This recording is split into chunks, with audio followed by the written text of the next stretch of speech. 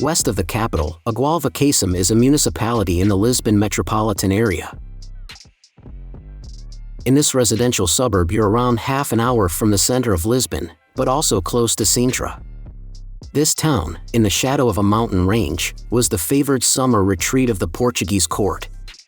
If you're keen on palaces, you've lucked out, as both Sintra and Lisbon's western hills are replete with historic estates for kings and aristocrats. Today we share the top 10 best things to do in Agualva Cacem so you can plan a trip and experience all the exciting attractions and activities this beautiful city has to offer. Starting with number 10, Quinta da Regaleira. One thing you can't leave Sintra without seeing is this magical estate. The vastly wealthy turn-of-the-century businessman, Carvalho Monteiro, let his imagination and interest in Freemasonry run wild here, fashioning a wonderland of mysterious symbols, tunnels and caves. There's so much that you could lose a day investigating every nook, grotto, gazebo and piece of whimsical decoration. In the park is an initiation well, an eerie stone cavity with a galleried spiral stairway and the site of arcane rituals. At number 9 is the Castelo dos Mouros. The name of this commanding fortress will tell you it was constructed by the Moors in the 700s and 800s. It came under Christian control in 1147 and was a crucial stronghold for the rest of the Reconquista. The castle is mostly a ruin, save for a long crenellated wall balanced along the cliff top, linking 4 towers. But it's all about the location, on this rocky spur on the northern edge of the Sintra Mountains. The panoramas from the Royal Tower are spellbinding, and there are lots of archaeological traces to discover, like the Romanesque chapel and the vestiges of the cistern. At number 8, Palace of Queluz. Less than 10 minutes by road from Agualva Cacem is this exuberant Rococo palace ordered by Dom Pedro of Braganza in the 1740s. From then on, the palace was the home of royalty until the royal family fled to Brazil after the French invasion of Portugal in 1807. Queluz now doubles as a decorative arts museum with room after room testifying to the affluence Portugal enjoyed in this era. The Sala de Mangas demonstrates the richness of Portugal's colonies, while there's abundant gilded plasterwork in the Hall of Ambassadors and ballroom. At number 7, Sintra National Palace. Like Sintra's castle, this palace has a story that begins during the Moorish occupation. After the Reconquista, it became the property of the Portuguese crown, and royalty lived here on and off from the 12th century through to the 19th century.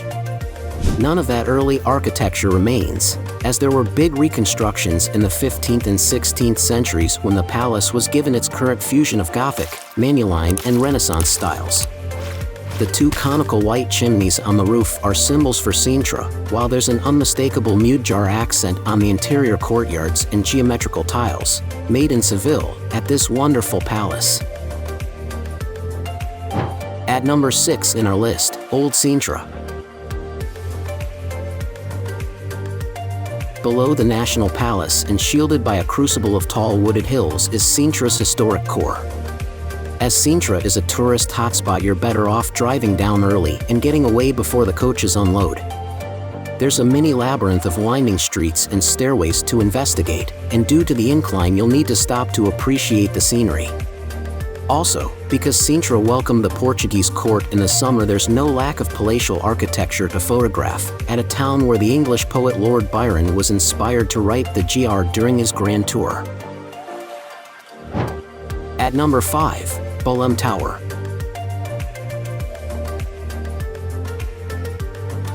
A UNESCO-listed emblem for Portugal is only 15 minutes from Agualva Cacem. The Belém Tower was built on an island in the Tagus River at the start of the 16th century. It had a key defensive role for the city, defending the approach to Lisbon's harbor. But its architecture is also sumptuous, and the tower epitomizes the Manueline style that was in fashion in the early 1500s. This style was borrowed from the Moorish period, as you can see from the domes on the fort's turrets. At number 4, Jerónimos Monastery. Within walking distance of the Belém Tower is this astounding monastery, part of the same World Heritage Site and also listed as one of Portugal's 7 wonders. Like its neighbor, this monument is a reflection of the richness and confidence of the period, at a time when Vasco da Gama had just returned from India with incalculable riches. This is manifested on the southern and western portals, which are loaded with Manueline and Renaissance ornamentation and sculpture. The Church of Santa Maria is astonishing too, with ethereal vaulting in tombs for Vasco da Gama and the great poet Luís de Camões, who chronicled the Age of Discovery. At number 3 in our list, Praia de Carcavelos. Traffic permitting, you shouldn't need more than 15 minutes to get down to this enticing beach on the Lisbon Cascais shore. Praia de Carcavelos is open to the Atlantic, so gets very consistent surf. You might catch an event if you visit for a walk in winter. And let's just say that the ocean temperatures will be invigorating, even in the middle of summer. But the reason it's the preferred beach in the Lisbon area is its size. You've got 1.5 kilometers of golden sand, and should find room on this wide beach, even in July and August.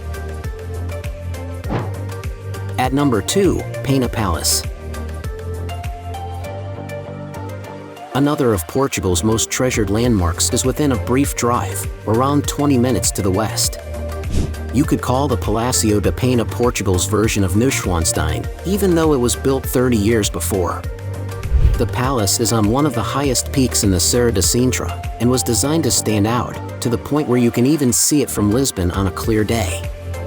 In the eclecticist fashion of the mid-19th century, there's a host of historical styles jumbled together, including Moorish, Gothic, Manueline, and Renaissance. Check out the number 1 places in our list, Lisbon. You have to spend as long as you can possibly in this incomparable city. Transport can be tricky, and instead of trying to drive or getting the commuter train, one option might be to take a cab to Regaleira station. This is the western terminus of the Metro's Blue Line, which will get you into the center in no time at all. From there it's up to you. You can make straight for the big sites like the São Jorge Castle and the monumental Praça do Comércio. Now it's time to hear from you. What's your favorite things to do in Agualva Cacem?